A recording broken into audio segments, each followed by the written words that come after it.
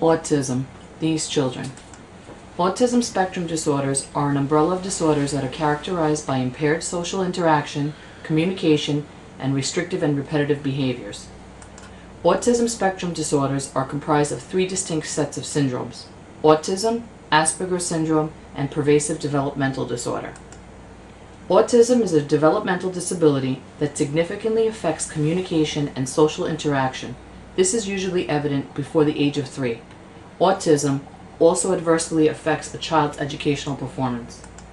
According to recent statistics, autism affects 1 in 150 children. Boys are 3 to 4 times more likely than girls to be affected, and income, education, and lifestyle do not affect any risk of autism. Autistic individuals display many forms of repetitive and restrictive behaviors, such as stereotyping, sameness, compulsive, ritualistic, and restrictive behaviors, even self-injury. Although much research has focused on finding a specific cause of autism, currently one has not been found. Instead, the following have been suggested as causes: genetics, nutrition and diet, vaccine sensitivity, digestive tract changes, even poor parenting. Early diagnosis is critical as it leads to early intervention, which in turn can create better educational outcomes. 2 common instructional programs used to teach children diagnosed with autism are ABA and TEACH. The goal of ABA is to teach children new skills by employing the use of praise and tangible items as sources of reinforcement. The goal of TEACH is to strengthen areas in which the child has interest and ability. This next section contains highlights of my interview with Connie, the mother of a 12-year-old boy diagnosed with autism. At 18 months, I began to sense something was different. John was not like my first child. What struck me most, aside from his delayed speech, was his lack of eye contact.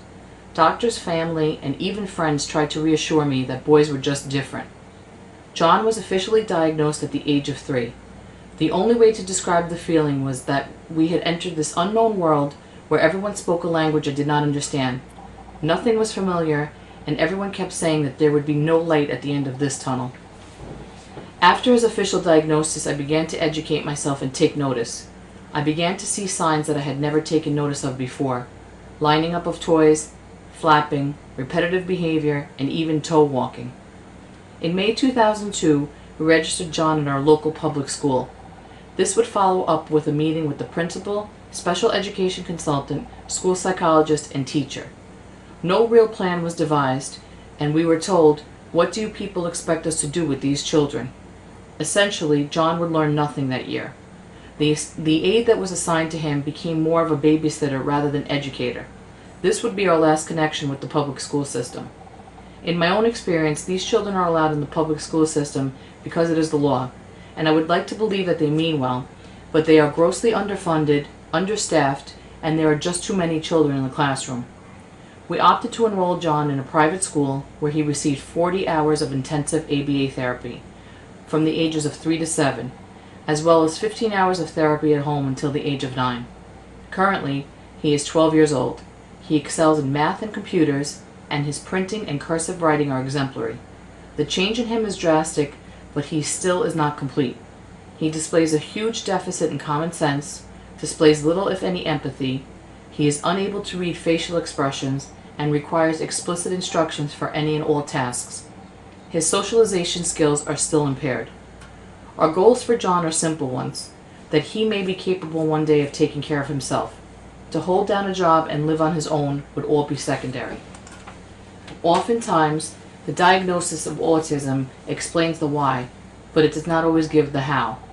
It is challenging to find appropriate services, and the process is long, and the change is not overnight. It is hoped that one day a better biological understanding of autism will come. Tests to diagnose children earlier and more effective medical treatments will be on the horizon. So far, all have been elusive. It is my hope that one day these children will no longer be a separate piece of the puzzle, but instead the piece that makes it complete. Education is the future.